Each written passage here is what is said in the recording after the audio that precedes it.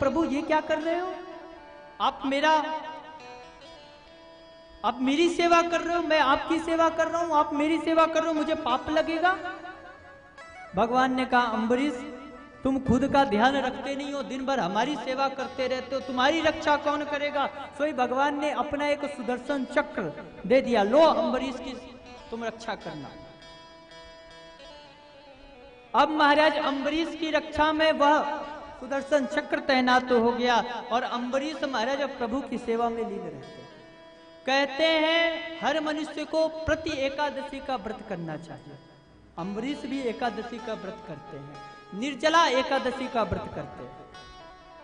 आज दुर्वासा मुनि उनके यहाँ पधारे, जैसे ही मुनि को देखा, मुनि को देखकर तुरंत प्रणाम किया। अरे महाराज आप आज एकादशी का व्रत किए हो, मैं भी एकादशी का व्रत किया हूँ, अगर आज आपकी कृपा हो तो आप और हम साथ में पारण करें।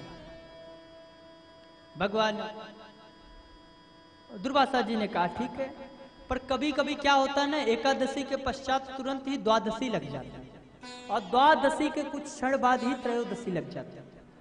सोई महाराज दुर्वासा जी चले गए स्नान करने और राजन को कहा कि ठीक है मैं कुछ समय में आ रहा हूं, तब तक तुम मेरा इंतजार करना, थोड़ी देर में आके पारण करेंगे। उसी समय महाराज अम्बरीश को पता चला कि कुछ ही समय बाद द्वादशी के बाद त्रयोदशी लग जाएगी और शास्त्र कहता है एकादशी के बाद द्वादशी के दिन पारण कर लेना चाहिए। इसलिए क्या करें, बोले पारण का समय हो रहा है पर गुरुजी आए नहीं है, तो क्या किया जाए। उन्होंने क्या किया कि एक जल लेकर आचमनी करने के लिए आगे बढ़े और जैसे ही आचमनी करने के लिए उस आचमनी का पात्र उठाया ही था कि उसी समय महाराज दुर्वासा जी आ गए और क्रोध में दुर्वासा जी भर गए। अरे अम्बरीश तू संत को निमंत्रण देकर बिना संत को भोजन कराए तू जल प्राप्त कर रहा है, मैं तुझे श्राप देता हूं। ऐसा कहकर तुरंत महाराज एक जटा उठाकर, जटा निकालकर तुरंत जमीन पर पटका और जैसे ही जमीन पर पटका उसमें कृत्या नाम की राक्षसी उत्पन्न हुई, तुरंत अम्बरीश को खाने के लिए दौड़ी, तुरंत सुदर्शन चक्र आ गया और कृत्या नाम की राक्षसी को भस्म करके दुर्वासा जी के पीछे लग गया। दुर्वासा जी जगह जगह भटकते रहे पर कहीं उन्हें कोई बचाने नहीं आया। लास्ट में नारायण के पास पहुंचे, नारायण अपने सुदर्शन से मेरी रक्षा करो। नारायण ने भी कह दिया कि मैं भक्तों के अपराधी की रक्षा नहीं कर सकता, तो क्या करूं। बोले जाओ वो भक्त के पास ही जिसका तुमने अपराध किया। तुरंत दुर्वासा जी अम्बरीश के पास आए, अम्बरीश तुरंत दुर्वासा जी के चरणों में गिर गए और बोले हे मुनि मेरी वजह से आपको इतना कष्ट उठाना पड़ा, मुझे क्षमा कर दीजिए।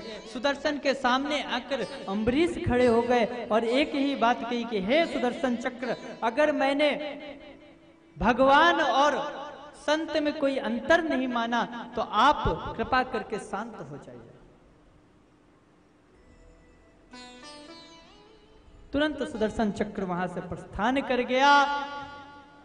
उस समय दुर्वासा जी ने आज भक्तों की महिमा को जाना और मन में विचार किया कि आज मुझे भगवान के भक्तों का सुंदर चरित्र मालूम चला, जिसको मारने के लिए मैंने कृत्या नाम की राक्षसी उत्पन्न की, उसी ने मेरी रक्षा कर।